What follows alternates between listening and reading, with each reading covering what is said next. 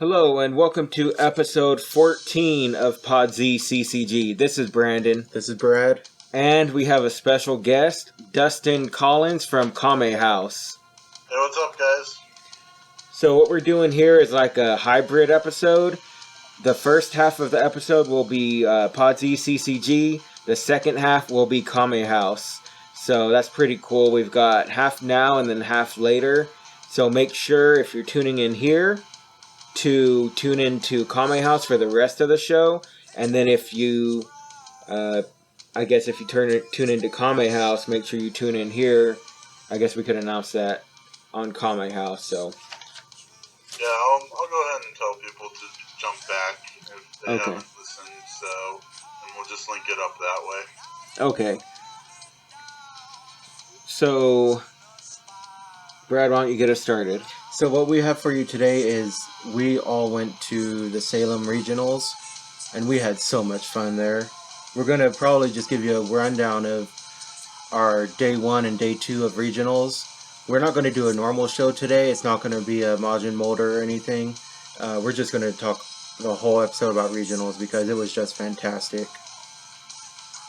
Yeah, the other thing too is just like when we were there, we really got hamstrung. I know we promised everybody an episode while we were there, and we would all be in the same room, but unfortunately that didn't work out, and we just got hamstrung by a lot of things. At least my group did, and we weren't able to catch up with Brad and Brandon too easily, so we just decided to actually do the podcast when we got home, because we kept talking about it. We kept saying, oh yeah, let's do it later. And then at the end of the tournament, it was already pretty late, and we had to get on the road because we drove through the night Saturday home, and it was a long night for us. And if we did an hour podcast, I think I probably would have hung myself at the end of that trip. So Yeah.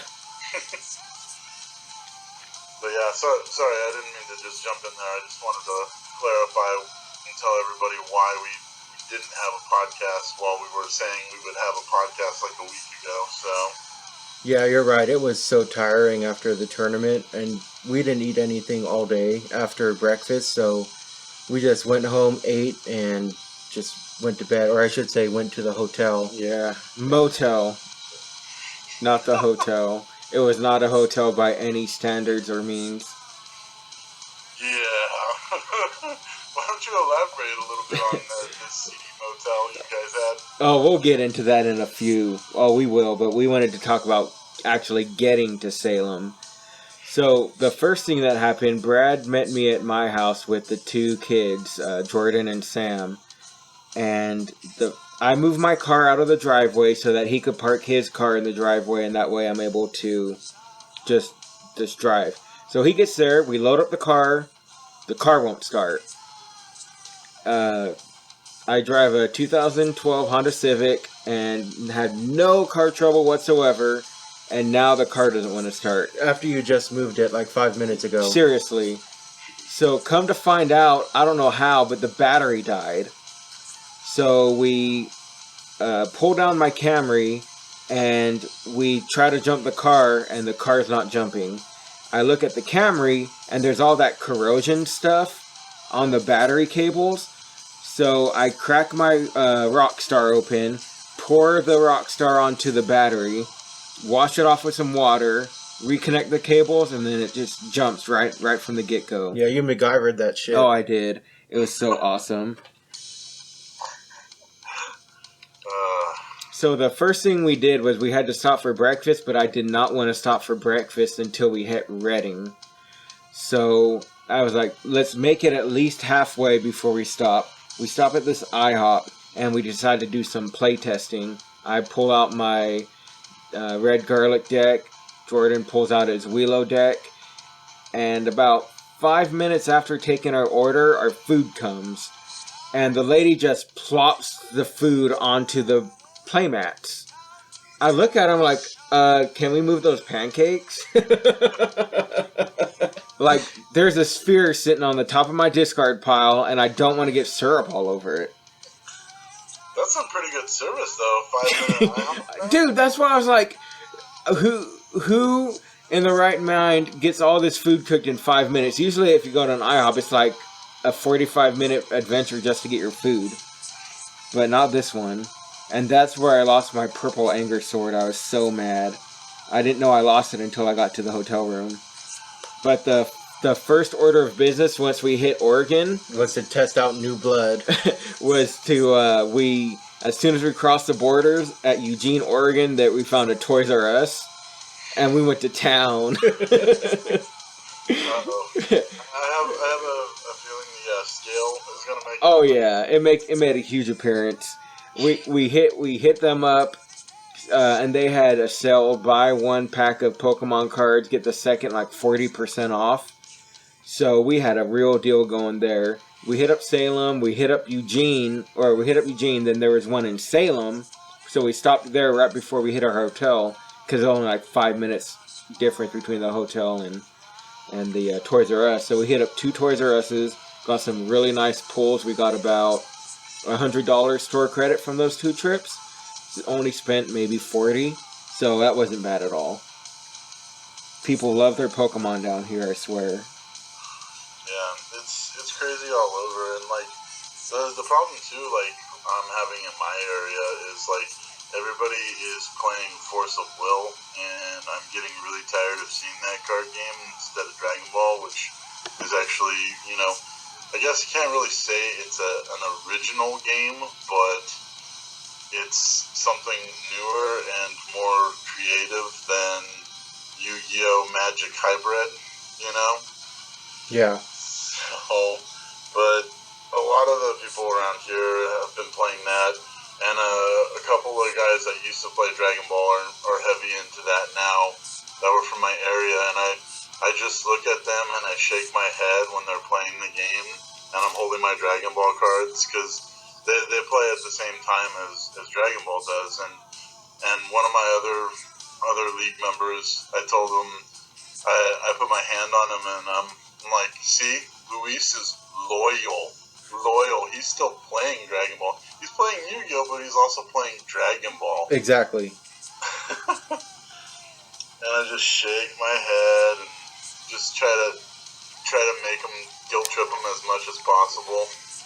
Yeah, there's only one dude who plays Force of Will at Abrams, but he played Pokemon. He was a Bo Jackson, Yu-Gi-Oh, Puzzles and Dragons in Japanese because it's not in English yet. And then finally he settled on Force of Will and sold all of his Dragon Ball cards. But he has no one to play with, so I don't know. I don't know what's his logic.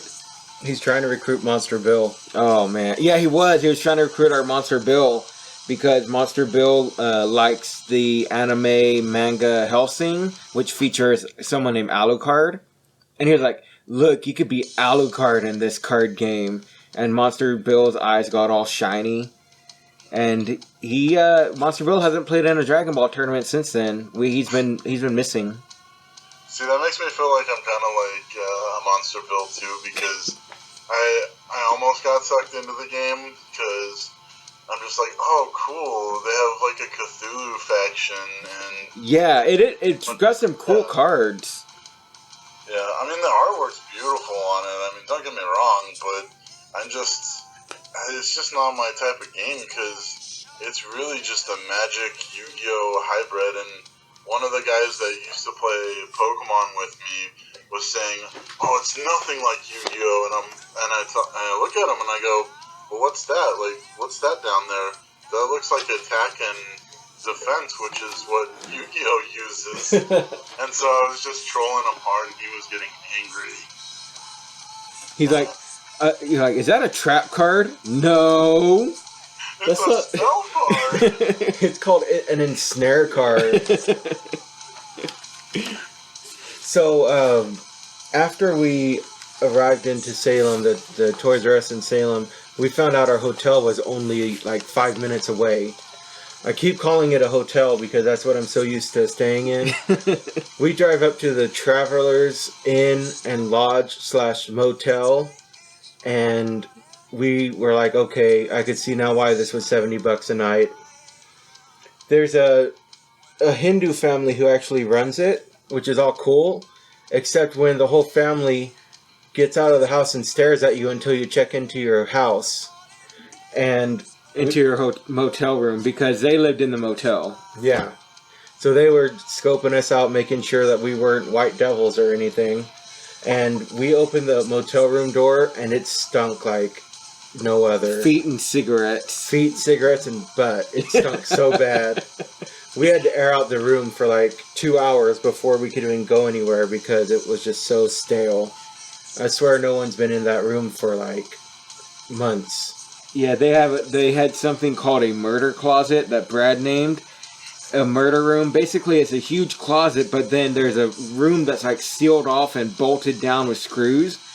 And Jordan said, "Oh man, I could move it. I'm scared. I'm not sleeping tonight." The kids were so scared. I saw that thing and it was ridiculous. I just imagined somebody like pulling open the other side of that door and just coming out of like wherever it was, because it looked like it was cut out to be door shaped, and it looked like you could just pull it and then come out of it, but you guys pushed on it and it didn't budge. So I don't know if they just sealed that up or what happened, because it was really strange to have it there. It just served no real purpose. Yeah, it makes me wonder if that was in all the rooms, if like all the rooms came with their murder door, but you never know. And Dustin was telling us about on the news how there was that Asian lady living in that person's house, and the night of the regionals, I was laying there in bed, I was the only one awake, and I was sitting there thinking, that Asian lady's going to come out of the room now, and I was totally freaked out thinking someone was going to come out, and an hour goes by, and I finally say, well, I've been sitting here pretending to sleep for an hour. I'm sure they would have came out by now, and I finally fell asleep. Because I was right by the murder room. I was like the one closest. Oh man, speaking of like not sleeping, just my buddy Paul, he also made top 16. I don't know if anybody listens to any other podcasts or listen to what happened. He's the guy that got Blue Row Sheet. I'm going to have him on my show this Sunday, and we'll probably put it up Monday. But he helped me build. I basically just built the same deck he had the night before, because I was going on a horrible run, like playtest run. I think it was 0-9, 0-10, and I played against Brandon at one point, and I had a Villainous Vestige out, or Visage, or whatever you want to call it, out, and I took like 20-some life cards from Frieza Supernova and didn't use Vestige because I forgot I had played it down, and so that caused me to lose the game. And I was just like, man, I'm just on a bad, I'm just on tilt, just getting killed. I think at the end of it, I was 0-9 or 0-10 in playtest before the tournament, and but luckily for me, I got that first round opponent no-show, so I got a free win, so I got some momentum out of that. That was really nice. Yeah, that's awesome.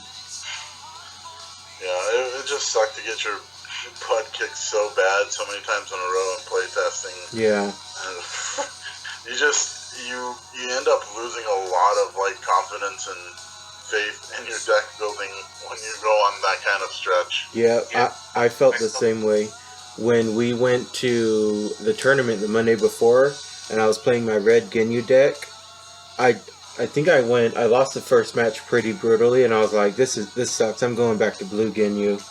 And I know exactly how that feels, how you build a new deck, you're all excited about it, and then you don't know what happened. So it happens to everybody. Yeah. So I mean, and that was one of the things of, if anybody listening listens to my podcast, that we talked about the do's and don'ts of regionals, and one of the don'ts we had was don't get discouraged. And everybody has those kind of days, where they just lose a bunch. And then look, I mean, I bounced back after I built that new deck and I made top 16. So there you go. What we want to get into next is actually arriving at the comic shop, and then we'll talk about meeting up with Dustin and go into the tournament the next day. Yeah, so, okay, so we get to Wild Thing Games around, I don't know, what, 6 or 7 in the evening, Friday evening, just to meet up with some people and play test. I know we were going to meet up with Dustin and his crew. And we get there and we see Matt, the King of Lodi. And is Matt King of Vacaville there yet? He is. He's already there with his crew. So there were some familiar faces. Jake, who ended up winning the whole thing, was with Matt King of Lodi. And there was Kelly, the apprentice of Lodi, who played at our shop a few times. He lives in Sacramento, but he plays Tuesday nights in Lodi. He said he's going to start coming up to Abrams on Monday again, which will be cool. And we get there, and Brad and I just sit down, and we're just playing some casual games. The comic shop, I want to say, is one of the best comic shops I've ever seen in my life. Oh, you're not joking. That second story that they have, where they have 2 rooms upstairs, and it overlooks the first floor, that was not my, safe haven for that whole weekend when I was there. Yeah. After I got done with the match, I just run up there, because I don't really like being around people. And it was isolated, and it was cool. I really liked it. It was a perfect spot for recluses. Oh, yeah, it was. Don't lie, you were just cutting farts up there. Oh, man. Dude, I came back with some major gas. I'm still letting him loose. No kidding, last night, my wife woke up in the middle of her deep sleep, and, who's this Zamir guy? One of Sam's friends. One of Sam's friends is calling. We should... Heck, answer it and just yell at him. So she was in her. Let's do that. Next time, if he calls again. So, yeah, in her deep sleep, I let one loose, and she woke up and said, "Ugh, did you fart?" And I said, "No, I pooted." And she was like, "No, it smells like you shit your pants." It's been bad. I don't know what it is. Maybe the sushi we had up there, but I don't know. Yeah, you got sick from that, didn't you? Yeah, I did, but it was worth it. It tasted amazing. It was an all-you-could-eat sushi place. It was $25 a plate, or a person. But then we saw this sign that said 10 and under, $8.95. So we made Sam be 10 so that he could get a discount, which was awesome. And he's the one that ate the most out of all of us. Oh, man.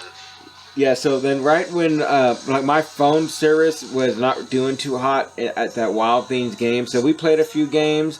I was messaging Dustin back and forth. He said he'll be there in an hour, so cool. And then that's when the boys from Idaho showed up. Oh, man. We thought it was actually Trevor Gardner, who, rest in peace, his car.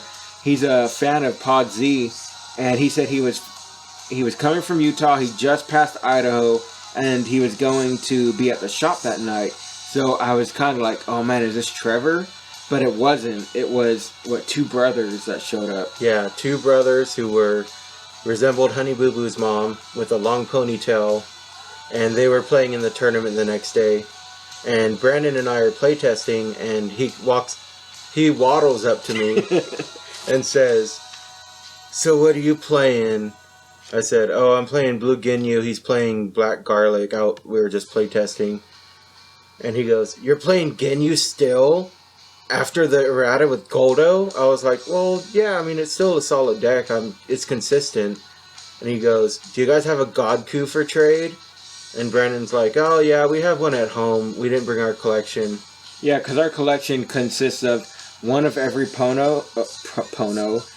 of every promo, and one of every foil in monster binders. Yeah. So the first monster binder has a complete foil collection of set 1. The second monster binder holds the promo set of set 1, set 2, the promo set of set 2, set 3, and the promo set of set 3, since there's more room in the second monster binder. So we left all that at home. We just brought our extra stuff. Yeah, and I was like, "Yeah, we have one in the collection. It's at home." And he says, "Oh, you're not playing it in the tournament?" And we're like, "No, I don't think so." He's like, That's ballsy. That's so ballsy. You're not playing it. Oh, what do you? Those Hello? guys are always like, Oh, you no. know, and no offense if you're actually the guy What's up? who said this, Yeah. but those are the guys I love to play because you don't really have a good grasp on this game Oh, okay, yet. Exactly. So you're always the one I want to I'll play be like mid-tech. first or second round because you know just because God Goku Yeah. has like 100 million plus like power and the ability to draw a card doesn't mean Okay. he's the best and ultimate character in the game. He was Okay. good in set 1, but I think that's about it. I mean, he kind of got easier to Yeah. beat as the sets went on. And if you're just playing Saiyan Godku, Yeah. which what he was doing, that's not the best. You need some kind That's of cool. tech. You need like anger, like Dustin had, or some type of extra umph. Because just Okay. hitting hard isn't good right now in What is Dragon it? Ball. Right, and basically the God Goku in the anger deck, in Paul's anger deck, it's really his power is really just a utility power. It's not like it's not a you got to use it every turn kind of power. Exactly. It just fortifies your hand more. Like if you have a crappy hand, you don't want to use the power because you're really essentially milling yourself for 2 Yep. if you got a crappy hand. Yep. But if you got an aggressive hand, you might as well roll the dice for 2 cards and see if you can hit another attack. Especially if you've shoulder grabbed and earlier that turn maybe you hit a double strike or another attack that'll get you that extra level or extra anger to set you up for the next turn. But yeah, I mean, it's just honestly, it's really more a utility power than anything right now in the game, I believe. Yeah, you really threw Sam for a loop when you played him in the regional because he thought you were just a beatdown deck, and Yeah. he was like, "Oh, I've got this," and then so he was playing all his balls. He played ball 2. He wasn't hanging on to head knock, and then you just started leveling up like crazy against him with those tactical drills, and caught him off guard. Yeah, I was curious about his play. I was like, because when he threw down 2, I was thinking to myself, come on, you're a better player than this. Why are you throwing down balls right now just for the hell of it? And I started thinking about it for a second. I'm like, oh, he thinks I'm a beatdown deck. And I'm like, okay, cool. He thinks I'm a beatdown deck. Well, he's going to get a surprise in a couple turns when I'm at level 4, Yep. And that's what he said. He's like, he got to level 4, and I knew I messed up. Yeah. I figured that's what happened, and it was just like, I felt bad because I played both of the kids in the tournament, and Jordan ended up beating me, but that was okay because I ended up scooping one to Paul because I didn't feel right beating Paul. If I had beaten Paul with his own deck and then cut him out of top 16, I would have felt really bad. And that's partially why I scooped. And I also asked Richie, because I got that first round technically bye, it wasn't really a bye because my opponent was a no-show, so I actually got a full win for it. And so that's why I was just like, you know what, I feel confident enough in this deck to go 5-2. I'm just going to scoop right now. And that's what I did, and I still made it, so I was happy with that. Yeah, so Jordan was just, man, that kid's a social butterfly. Like I said, Brad and I were just, play testing that night and just, being reclusive. He was all over the place, ranting about how Willow is being underused and he's so underrated and that people better watch out for him. And boy, was he right. Yeah, that deck was it's hard to go against because I thought, because when I started against him in my game at the tournament against him, my opening hand, I got a lookout drill, and it still wasn't enough to stop him, And it was insane. Like, that deck mills so much, and you can't do anything about it. And, after a couple days ago, I was actually I was thinking about the deck too, and we were talking on Facebook Messenger, and I was telling him, I was like, oh, I was looking through my black stuff and thought you should use like black chomp so you can get an extra discard for every time you do it. And then I also told him he should have used, I think it's called Black Refusal, and it's a physical for 4 stages. It's from the second set, and you discard a setup or a drill of your own to discard up to 2 setups and or drills of your opponents. Yeah. So, and I thought that was really good because you're giving up 1 for 2, and it's much better than Dragon Ball 4, just in case they actually steal 4 and then, cut 2 cards from your field. So that's a suggestion I gave him. I'd rather give up, 1 card off of my field than have them get a chance to steal Dragon Ball 4 and then cut 2 cards from my field and then repeatedly do it, essentially, Yeah. But yeah, I mean, it's a good deck. It's definitely something people are gonna have to look out for. And if you underestimated it like I did in the first game, you're gonna be in for a big surprise. Because I play tested against Jordan, and I was in for a big surprise during that play test. So, and then at the tournament, I knew what I was going up against, and I still couldn't control it. Yeah. So then after we met up with the hillbillies from Idaho, they're from Idaho, right? Yeah. Dustin's like, all right, we're here. So we're running around trying to meet up with each other. That place is huge. I go up the stairs. Jordan's carrying the 8,000-pound box of all of our cards, and he's running up the stairs, running down. And then we kind of meet in this, hallway. And we're like, so what's going on? We greet. So then what ended up happening is we decided to go back to our hotel, and you would stay there for a bit and then come back to our hotel or motel and do some play testing and talk and stuff. So that's what ended up happening. We went back to the motel and did some play testing with Peter, a really nice guy. He's very well-mannered. I really liked the demeanor he gave off. And we just hit it off. He let me borrow his Anger Sword, and it kind of find out I would end up playing him first round in the next day, which kind of sucked. But I remember too because Paul and I were giving him crap for when we came. I think it was that day. Yeah, it was the day of the tournament, and he was still feeling iffy about playing Black Frieza, and. I told Paul, I told Peter, make your decision because if you go with Frieza, which is built right now, and you play tested, and I know you're comfortable with Krillin, but if you go with Frieza, I don't want to hear, 13 hours back of, man, I should have played Krillin Black. I should have played Krillin Black, And later he started doing it, and Paul was with me, and I'm like, oh, see, look, he's doing it right now. Yeah, he was doing it during the tournament, too. Oh, man. But yeah, Pete's a good guy. I really like Pete. Sometimes he's a little too much with his niceness, but it's okay. I mean, that's his demeanor. I'd rather him be a little too nice than a little too asshole-ish. So that's where I step, and I can push that side a little bit sometimes too. So yeah, I try not to be a dick most of the time, unless it's to my friends, and and they know most of the time I'm kidding, or at least I hope they do.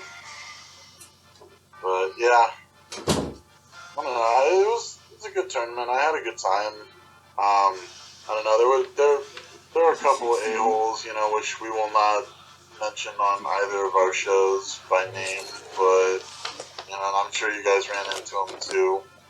But yeah, I mean, overall, most of my opponents were pretty nice, and they didn't do anything to really annoy me or piss me off. So yeah, a few of my opponents were a term I came to know as being rule warriors, where he wouldn't show his deck or anything until time started. Then he unveiled his main personality, his mastery. And whenever I would rejuvenate, he'd say, "Don't lift your deck up like that, because it makes the bottom card visible." I'm like, really? And he had the Magic the Gathering symbols tattooed on his arm. He actually worked at the store. He had the skull, the water drop. He had the planes, all of them tattooed on his arm. So that guy was hardcore. Yeah. But the day of the regionals, we woke up and we decided to get breakfast. So Brad grabbed some Jack in the Box, the Breakfast of Champions. He gets us all like steak burritos or something. And then we meet up with Dustin in the hotel room, or in the motel room, to go over to IHOP to play test. Denny's, that's right. And so they do a little play testing. They're getting breakfast, but we need to get to the shop because Brad needed to get some sleeves and sleeve his deck. So we leave the Kame House crew and get to the tournament. And then that's when Dustin asked the most pivotal question of them all that day. You asked, "So guys, who do you think the monster bill is here?" I asked, and it was funny because all of us were together and we're all looking around the room, and because I had already spotted mine when I asked the question, and I'm like, "Oh yeah, it's that dude down there that was walking up the stairs," and so everybody kind of picked out their own. That was really fun. I don't know who was right though. I mean, he did come up and like start yelling and stuff like that during the later rounds to get people matched up and stuff. So I don't know if I was right on with my monster bill, but Yeah, I don't think I ever got to find one because after 3 rounds, I think they all just dropped. yeah. Maybe they didn't drop. Maybe they left because they thought it was just a regular DBZ tournament, only lasted 3 rounds, and they just left after that. Yeah, because they got their participation promos, which they always get. So, and they're like, okay, well, 3 rounds, we better just leave. Yeah. And I mean, I really enjoyed that tournament. I had a good time. Well, yeah, I don't really have too much. I was right about the tournament not starting on time, but it wasn't as bad as I thought it was going to be, you know? yeah, it was really cool. One thing I did like about the tournament is when I went to old Scoresy regionals, everyone was so anal about everything, about when you powered up. You know, you had to make everything was in order, but at this one, people were more laid back, and I kind of liked that. Yeah, I mean, to me, like, if it doesn't really affect the game, what does it matter when you power up, you know, or play down a setup or a drill? Like, if it doesn't really have an effect on the game, then I don't really care.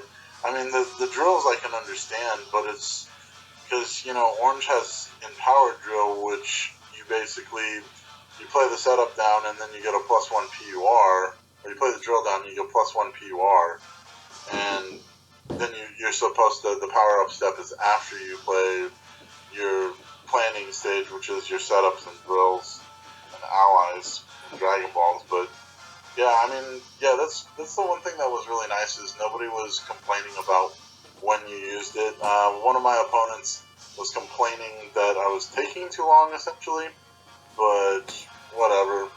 It's my way of entering combats. I can take how long I want to, so I didn't really care what he had to say. Yeah. You remember when the air shifted that tournament? Oh, before it started? Oh, man. All of a sudden, a ghost from the past came walking in. Yeah. Rich Bondi, a.k.a. Deadly Cloak, came walking in the store, and we were like, what? Is that Bondi? And he, if you remember, he was the one that helped Majin Murmur trash the hotel room at the first regionals I went to.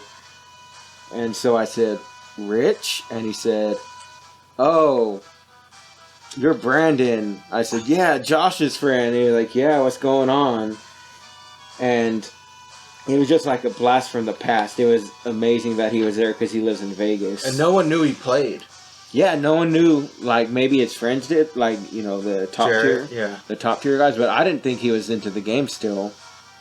But Yeah, it was kind of because you guys have your guys, with Majin Mulder, like with Josh. I have a buddy named Nielsen who who has ties with him too, and I kind of talked to him for a second, and he didn't really say anything back, but he cracked a smile.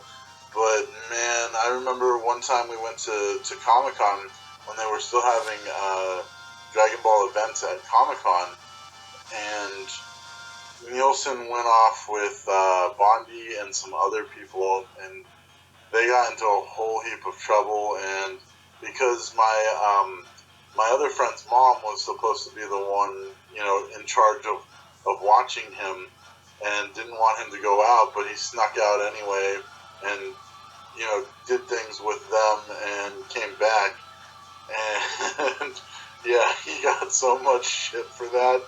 But it was so funny though, because when I think about it, it's just like, now that you talk about your guys' story, it just seems like that group of people that play Dragon Ball are those that get into kind of the trouble scene. Exactly. Yeah.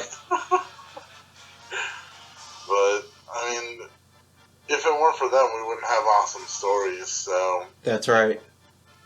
So it's kind of it's really a double-edged sword, but I love it still. So let's go ahead and if you didn't have anything else to talk about pre-reg, I was going to move on to top cutting. Okay. So I really thought that I made the top cut because I went 5-2, but in all actuality, if I look at my matchups, I had to play the guy from Idaho, one of the hillbillies, which I ended up beating the Godku deck, and I don't think he did very well. So my tiebreakers were horrible, and my heart was kind of saddened when I sat down against my last opponent on round 7, which was Matt, King of Lodi. Oh man.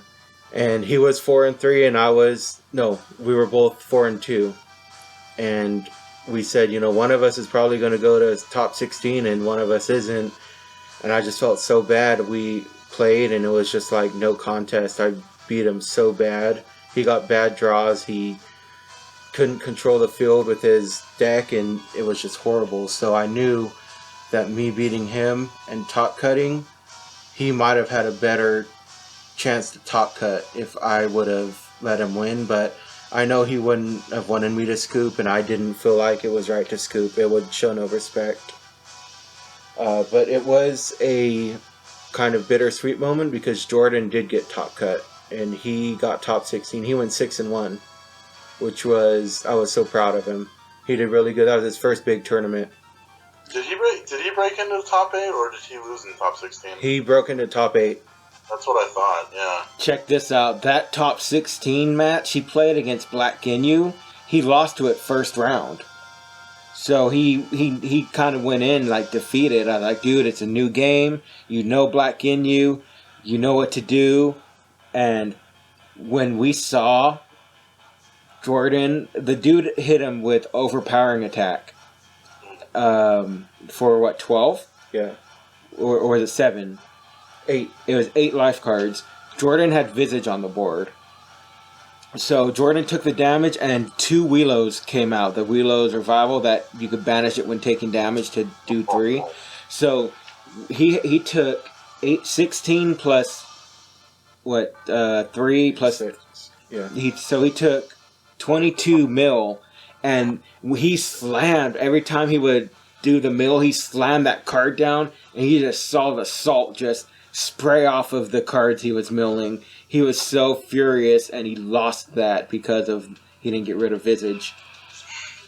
That's the thing, is just, when I see Visage on the board, I lollygag around until I can pass it up with something, I mean, Black doesn't have too many options, but I would just lollygag around the Visage until I could remove it, Yeah, and the thing is, he was kind of in a rock and a hard place, because if he did lollygag too much, Jordan would have milled him out with his other cards too. And check this out. Jordan had 2 cards in hand. He had a Visage, and I can't remember what else. But the dude uses Stare Down. He used Stare Down and got Black Scout. He used Stare Down, got rid of Black Scout instead of Visage. And then the dude could have Masteried, but instead chose to Black Scout his last card and named Black Dash. Jordan said, I don't run those, but you could check anyways. So he could have Masteried the Visage away, but he didn't. Oh. So you know that the salt came when he lost that one. So we want to get Jordan on to answer a few questions if you don't mind. Yeah. Okay, and now we have Jordan of Top Cut fame. Pod Z CCG's champion. Of Bartholomew Too Strong. So we have a few... I hate your deck, Jordan. Oh yeah, say hi to Dustin. Hi, Dustin. I have a worse deck now. You have a worse deck? Good, I can't wait to play it. So we're going to ask you, we have 7 questions to ask you, okay? Okay. What card was the all-star of your matchups? Villainous Visage. Oh, you didn't have to think about that one. No. It won me every game. Oh yeah? Yeah. Okay, 2. What was the best part of Oregon besides the tournament? That sushi place. Memoji? Yeah, Memoji. Yeah, that was some good sushi, even though it made Brandon sick, but it was worth it. What was your favorite roll? The summertime roll? Oh yeah, the one with pineapple in it? Mango. It had mango in it and shrimp, and it was cream cheese. It was good. Question 3. Did you experience the heart of the cards? Yeah. Explain. I would draw something I needed when I needed it. Yeah. Like Visage or like maybe Visage when I needed it. What about when that guy in the top 16 stared down you and didn't pick Visage? I was like, what are you doing? And he got rid of like... Black Scout. Yeah, Black Scout. I'm like, okay. So, did you do anything special to prepare for regionals? I didn't sleep. Okay. Or... You broke Dustin's rules. And I ate Jack in the Box with Dr. Pepper. Yeah. Yeah, and 5-hour energies and Red Bull. Stuff You know, it's okay, Jordan. You broke my rules, but guess who also broke his rules? I broke my own rules. Like, I think I didn't break one of them, which was I didn't break the don't be a dick one. So I think I'm okay on that. Yeah. That's funny. Question 5. Did you expect the tournament to be so big? I expected it to be bigger. Did you feel overwhelmed when you were there, when there were big crowds of people? Not really. It felt like I was at our local comic shop. Oh, okay. That's nice for you. Yeah. Question 6. Are you going to switch decks before NorCal Regionals? Yes, I have built a new deck that people won't expect. It's a hero personality. I have never seen a deck like it, and it will sweep regionals. A hero personality? Yeah. You never seen one on, like, Top Tier or OCG or anything? Mm-mm. Can you tell us what it is? No. So are you going to be needing Brandon's spheres? Yeah. Oh. Okay. Can you tell us what color? Blue. Style, not color. What are you, a Magic player? So, blue hero deck. Okay. That's cool. Yeah. 7. Who was your favorite matchup? The guy I played in top 16 was just pretty funny because I lost to him in first round, Uh-huh. and then I ended up winning because I didn't have the Anchor Sword. Yeah. The cursed anger sword. Oh, I don't even want to talk about that thing. Totally forgot about that. Yeah, Jordan had this anger sword that he was using, and it was his brother's, and he thought it was cursed, so he gave it to me. I was like, whatever, I'll put it in the bag. He said, no, don't touch it. I grab it and put it in the bag. I lose every single game from that point on. Every game. I remember too, because you guys you posted a picture of you were burning something on Facebook, and I was like, oh, is the anger sword going in there too? Seriously. So, what was your record? Mine? Yeah. Before I dropped, I was 1-4. Oh man, I can't believe you played 5 rounds. I was a little monster billish. I won't lie. Wow, I didn't know you did that bad. Oh, it was horrible. So, are you gonna keep pursuing that red garlic? No, garlic, he's already dismantled and put away. Oh, okay. And that's the thing about the meta too, is you could go sweep your local tournaments with one particular deck and get to regionals and be like, oh, this deck kind of sucks. Yeah. Hey, Because the people bring the same decks to Avrams over and over, and you're just accustomed to it. But we'll be playtesting some more different tournaments, and we'll get around that, hopefully. After a grueling 10 or 11 hours at the comic shop, everyone was so tired. Jordan ended up getting top 8. He lost to a Slug Namekian deck by 1 card. Basically what happened is Jordan had 3 cards left. The guy had 5. He hit Jordan for 1, and Jordan still had 1 more Willow's history in his deck.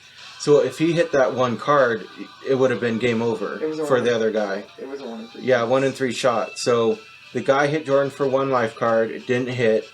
And then he hit him. Then Jordan reload, which brought him down to 1 life card left. And it wasn't the history. Or the revival, I'm sorry. So they both passed. The guy drew 3. Put down Dragon Ball 6. Jordan had to mill it and hit the revival on the last card. And Jordan looked at Richie and said, does this trigger before I lose? And Richie said, no, you're out of life cards. So he was so close to making it to top 4. That sucks. Yeah, Slug's a beast. He breaks the deck limitations. Yeah. Well, he did in the old game too, where he's just like, I regenerate like everything. Yeah, I think on his level 3, everything was doubled. No. Yeah. Oh yeah, on his old level 3? Yeah. Yeah. Everything was doubled when you rejuvenate. So, going out of the regionals, I actually found a new respect for my deck, for my Blue Ginyu, and I'm just going to keep building on that until the new set comes out. I think I'm going to say that's what I'm bringing to Vacaville. I know you guys are still up in the air, Brandon and Jordan, but I'm just going to be playtesting that through for the next 3 months, and hopefully I could get top cut next time. Are you guys going to Vacaville tomorrow? I know they have a box tournament tomorrow. No, we can't. I really want to, but the past 3 weeks we've been Dragon Balling all weekend, and our wives are like, hey, we need time too. Yeah. That's understandable. But we are going to the Stockton Con to play in that tournament. When's that? August 8th. August 8th. And it's a Saturday, and you get the new cool Frieza promo, the level 1. And should be fun. It's a box tournament, I believe. Yeah, they haven't announced officially, right? Do they say it's $20 for entry? I think it's 10. 10? Okay. Yeah, I think it's 10 per person. That should be fun. Might actually do that. I'm not too because I think I'm gonna be up there that weekend actually, so I might end up hitting that up. It's only like a hour and a half drive from like Alameda, so. Oh, that'd be cool. Meet up. Make sure you pre-reg because it's only $10 if you pre-reg to get into the con. Yeah, you have to pay to get into the con and then pay for the tournament. Okay. Yeah. Not too bad. It's probably like what 10 and 10 and 10. 10, yeah. Okay. This does it for Pod Z CCG's episode 14. Stay tuned for Kame House where the show will continue. Until then, keep rocking the dragon.